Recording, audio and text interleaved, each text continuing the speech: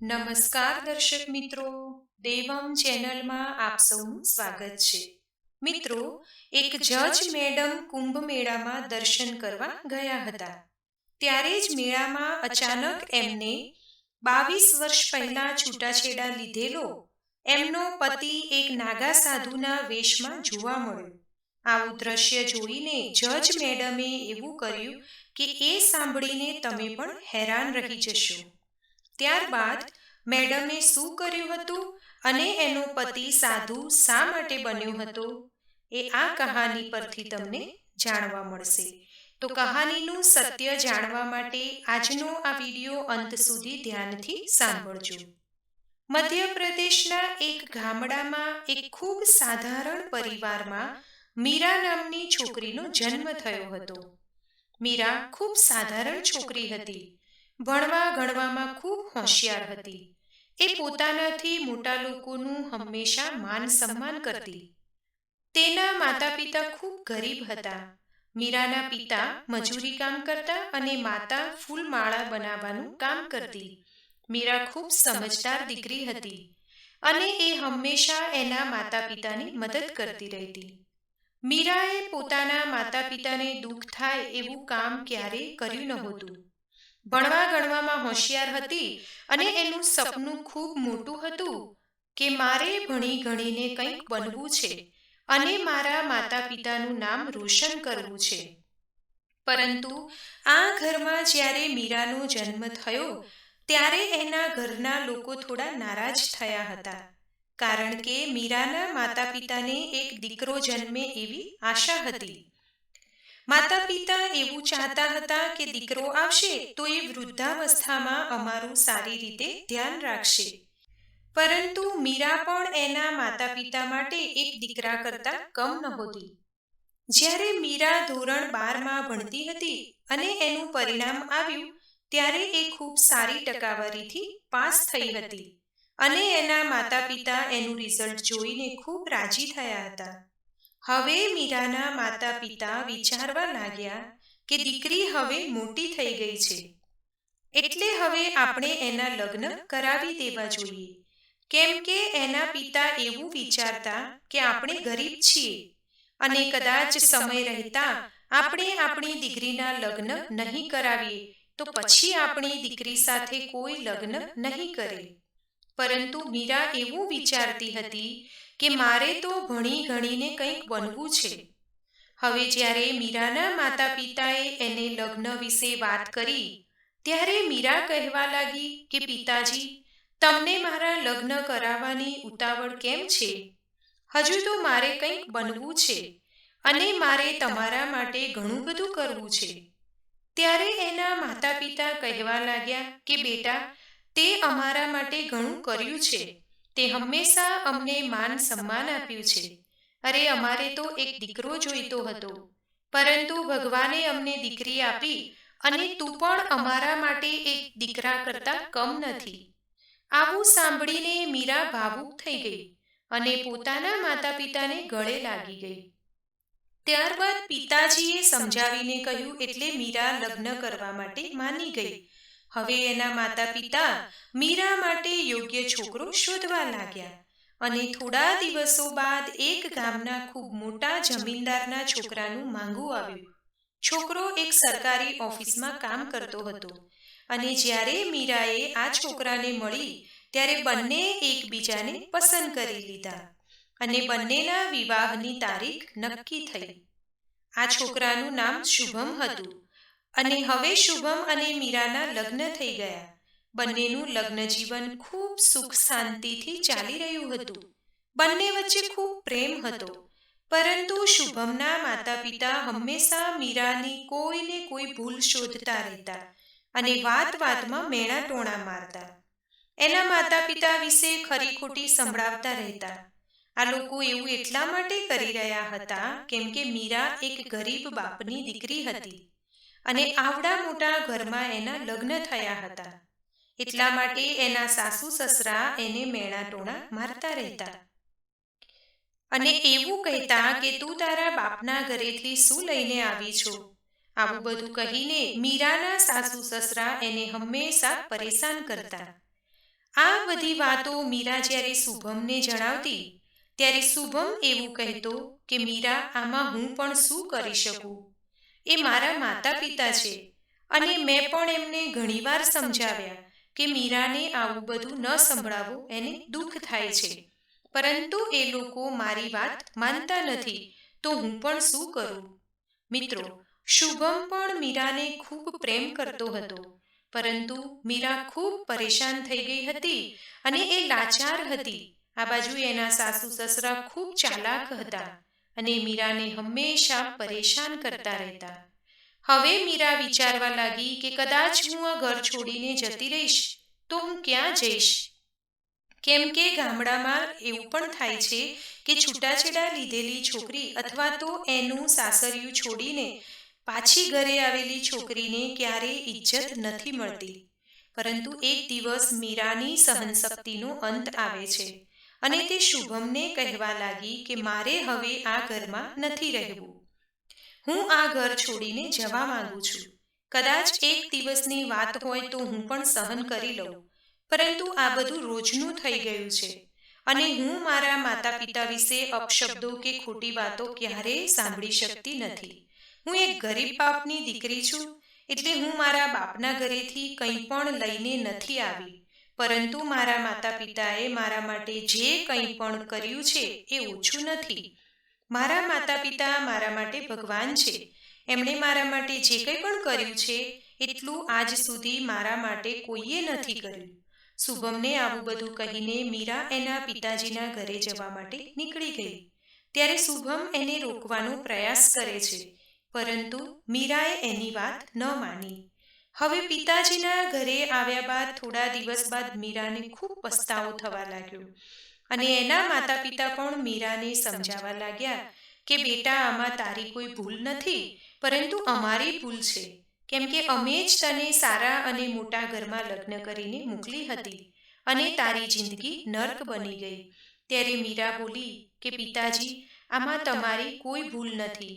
તમે તો એક પિતાજી છો અને તમે મારા વિશે ખરાબ થોડું વિચાર્યું હોય, પરંતુ એ લોકો આવા નીકળશે એવી મને ખબર નહોતી. હવે ધીરે ધીરે સમય વીતવા લાગ્યો. હવે મીરા એના જીવનનો સૌથી મોટો નિર્ણય લેવાની હતી.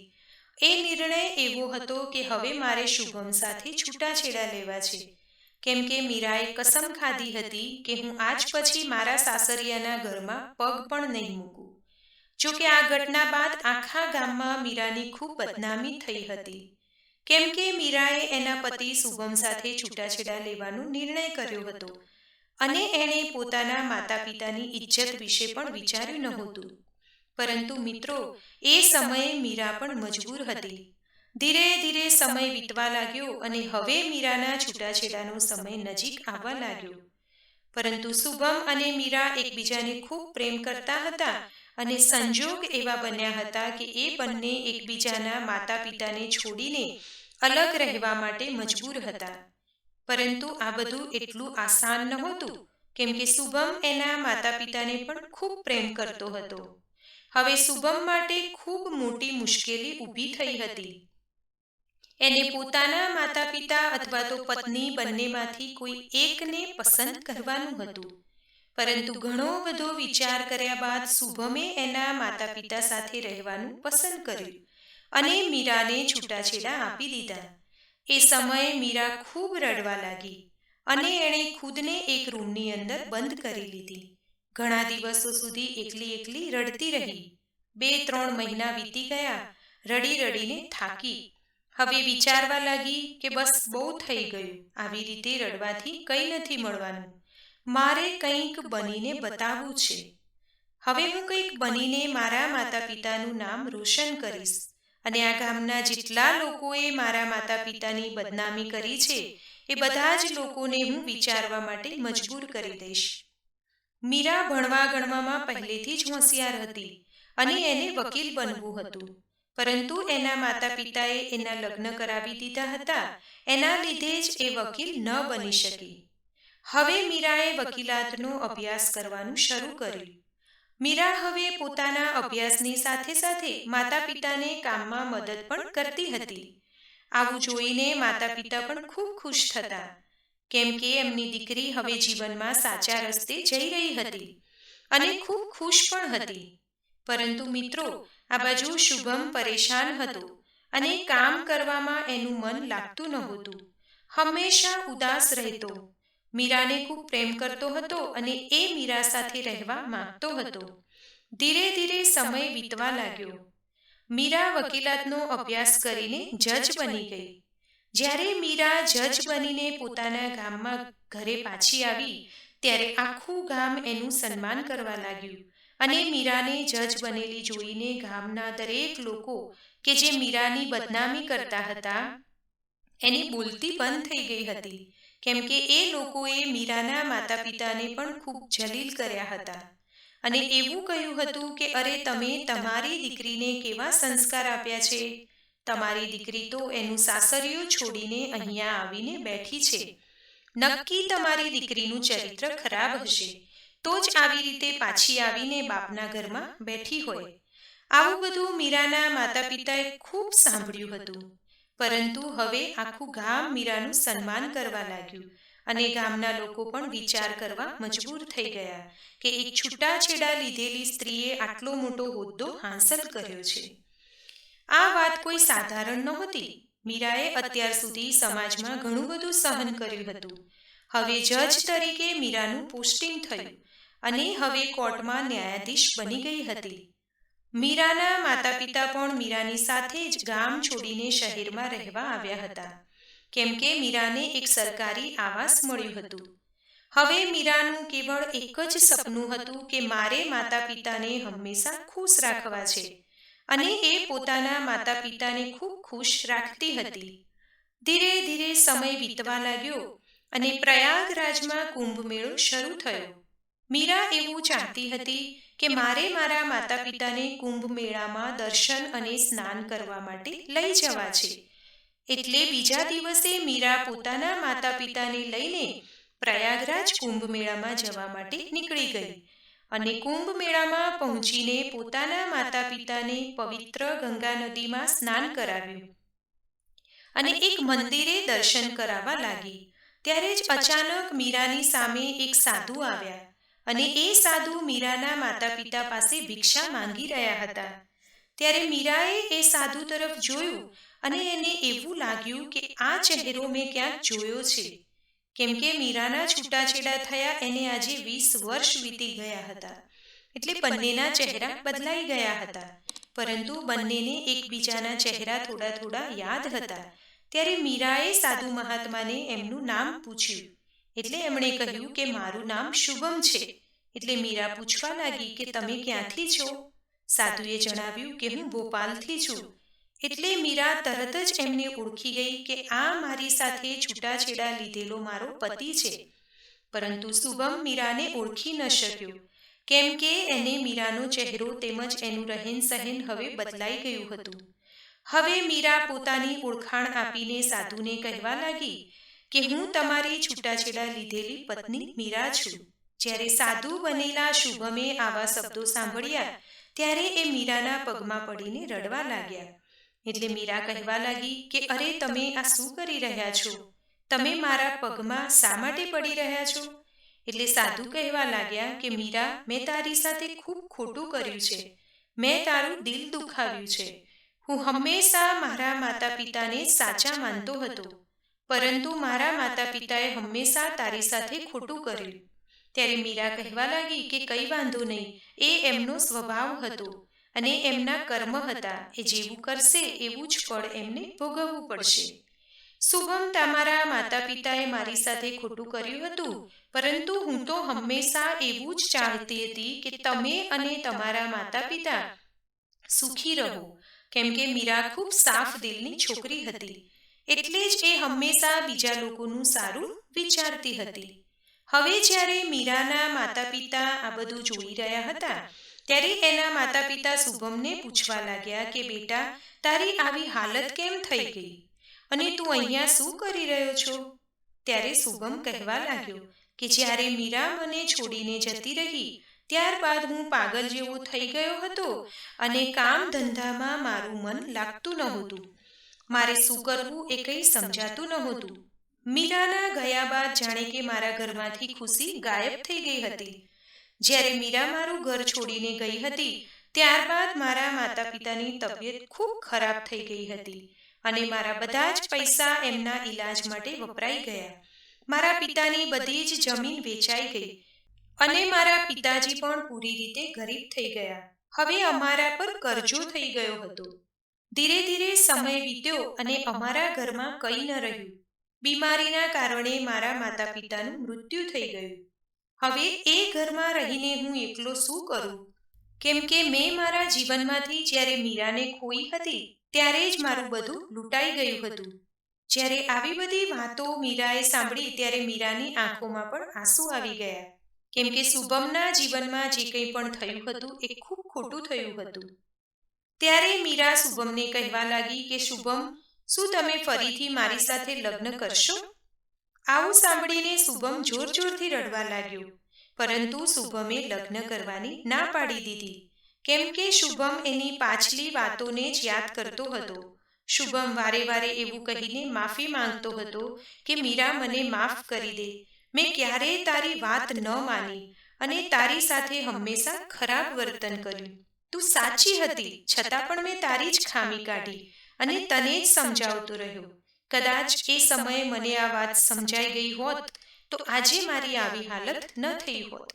ત્યારે મીરા બોલી કે કંઈ વાંધો નહીં શુભમ, મેં પણ અત્યાર સુધી બીજા લગ્ન નથી કર્યા અને તમે પણ નથી કર્યા અને આવી રીતે ફરી રહ્યા છો, તો પછી આપણે આપણું ઘર ફરીથી વસાવી લઈએ તો શું વાંધો છે? કેમ કે મીરા પણ શુભમને ખૂબ પ્રેમ કરતી હતી. મિત્રો, શુભમે પોતાના માતા પિતા ખોયા હતા તો મીરાએ પોતાના ઘરની ઇજ્જત ખોઈ હતી અને પોતાના માતા પિતાનું માન સન્માન ખોયું હતું. પરંતુ આ બધું સમયની સાથે બરાબર થતું ગયું. હવે મીરા શુભમને કહેવા લાગી કે તમે આવી રીતે સાધુ બનીને ફરવાનું બંધ કરો અને કોઈ સારું કામ કરીને તમારા જીવનની એક નવી શરૂઆત કરો. આટલું કહીને મીરા શુભમને ફરીવાર કહેવા લાગી કે શુભમ, શું તમે મારી સાથે લગ્ન કરશો? ત્યારે શુભમે ફરીવાર પણ ના પાડી. એટલે મીરા બોલી કે કંઈ વાંધો નહીં. પરંતુ શુભમ મીરાને દિલથી પ્રેમ કરતો હતો અને પોતાના દિલ પર પથ્થર રાખીને ના પાડી રહ્યો હતો. કેમ કે શુભમને હવે ખૂબ પસ્તાવો થયો હતો. ત્યારબાદ શુભમ ત્યાંથી નીકળી ગયો અને મીરા પણ પોતાના માતા પિતાને લઈને પોતાના ઘરે જવા માટે નીકળી ગઈ. થોડા દિવસ બાદ શુભમ મીરાના ઘરે આવ્યો એટલે મીરા શુભમને જોઈને રડવા લાગી અને શુભમ પણ મીરાને જોઈને રડવા લાગ્યો. બંને ઘરના આંગણામાં ગળે લાગી ગયા. આવું જોઈને મીરાના માતા પિતા પણ સમજી ગયા કે આ બંને હજુ પણ એકબીજાને ભૂલ્યા નથી અને હજુ પણ એકબીજાને ખૂબ સાચો પ્રેમ કરે છે. કેમ કે આ બંને પોતાના જીવનમાં જે કંઈ પણ ખોયું હતું એ બધું જ એના માતા પિતા સમજી રહ્યા હતા. એટલે મીરાના માતા પિતાએ મીરા અને શુભમને સમજાવ્યા અને ફરીથી લગ્ન કરવા માટે મનાવી લીધા. હવે મીરા અને શુભમના એક મંદિરમાં જઈને લગ્ન કરાવી દીધા. હવે મીરા અને શુભમે ફરીથી પોતાનું એક નવું જીવન જીવવાનું શરૂ કર્યું. તો મિત્રો, આજની આ કહાની તમને કેવી લાગી કમેન્ટમાં જરૂરથી જણાવજો. અને જો આજનો આ વિડીયો પસંદ આવ્યો હોય તો લાઈક કરજો, મિત્રો સાથે શેર કરજો. જો અમારી ચેનલને પહેલી જ વખત જોઈ રહ્યા છો તો સબસ્ક્રાઇબ જરૂરથી કરી લેજો, જેથી નવા તમામ વિડીયો આપ સૌને મળતા રહે. ધન્યવાદ. હર હર મહાદેવ.